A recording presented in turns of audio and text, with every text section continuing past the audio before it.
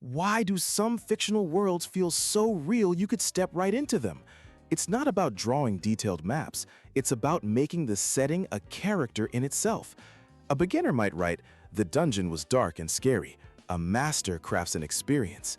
The air tasted of copper and old dust. Somewhere in the blackness, water dripped with a rhythmic plink, plink. You can feel that. The secret is engaging all five senses. Visuals get the reader there, but smell and sound are what keep them there.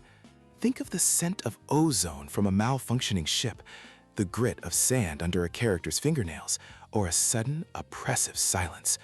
Always ask, what's the temperature? A single mention of bone-chilling cold can ground a reader instantly, making them physically feel the world. But sensory details aren't enough. Your world needs rules.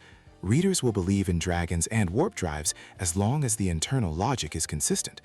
If you establish that magic requires a wand, your hero can't suddenly cast a spell without one just to escape a tight spot. That breaks the reader's trust.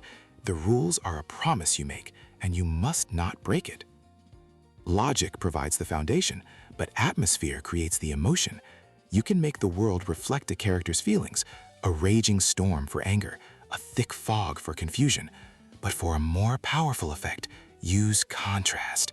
Imagine a character receiving devastating news on a brilliantly sunny, cheerful day. That disconnect, that feeling of isolation where the world is happy and they are not, that's unforgettable. Ultimately, this is all about immersion. The goal is to make the reader forget they're looking at a page. You want them to feel the wind, hear the sounds, and live inside the moment you've created.